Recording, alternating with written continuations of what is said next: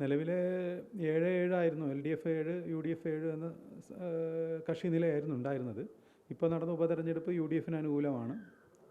28 വോട്ടുകൾക്ക് UDF വിജയിച്ച സാഹചര്യമാണ് ഉള്ളത്. രാജിവെക്കുന്നതിനെക്കുറിച്ച് നമ്മളൊരു മുന്നണി സംവിധാനത്തിൻ്റെ ഭാഗമായി നമ്മുടെ പാർട്ടി ഏൽപ്പിച്ചൊരു ചുമതലയാണ്. സ്വാഭാവികമായിട്ടും അതിൻ്റെ അന്തിമ തീരുമാനമെടുക്കേണ്ട ഉത്തരവാദിത്വം പാർട്ടിക്ക് കൂടിയാണ്. അപ്പോൾ പാർട്ടിയുമായി ബന്ധപ്പെട്ട് ചർച്ച ചെയ്തതിന് ശേഷമേ ഒരു പൂർണ്ണ തീരുമാനം എടുക്കും.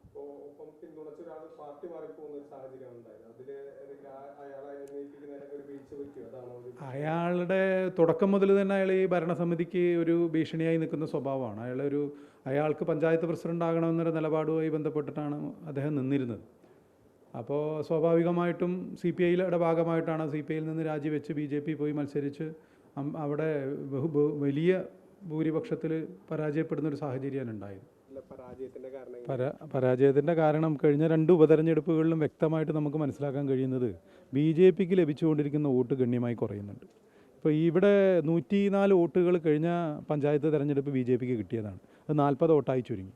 തൊട്ട് അപ്പുറത്തെ വാർഡിൽ 3 മാസം മുമ്പ് നടന്ന തെരഞ്ഞെടുപ്പിലും ഇതേ സാഹചര്യമാണ്. 225-230 വോട്ട് BJPക്ക് കിട്ടിയിരുന്ന ഒരു വാർഡിൽ 150 ചുരുങ്ങുന്ന സാഹചര്യമുണ്ട്. അപ്പോൾ തച്ചമ്പാറ ഗ്രാമപഞ്ചായത്തിൽ BJP കോൺഗ്രസ് അന്തർധാര കൃത്യമായി ഉണ്ട് എന്നുള്ളത് വ്യക്തമാണ്.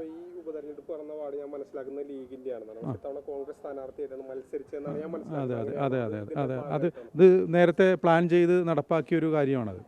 ഇത്തരത്തിലൊരു സംവിധാനം ഒരുക്കാമെന്ന് BJPയുമായി പ്ലാൻ ചെയ്ത് നടപ്പാക്കിയതാണ്. അതുകൊണ്ട് തന്നെ പ്രഗത്ഭരായ സ്ഥാനാർത്ഥികളെയൊക്കെ മാറ്റി നിർത്തി പിന്നെ ഒരു ദുർബലനായ ഒരു സ്ഥാനാർത്ഥിയെ കൊണ്ട് നിർത്തുന്ന ഒരു സാഹചര്യമാണ് അവിടെ ഉണ്ടായിട്ടുള്ളത് BJPക്ക്.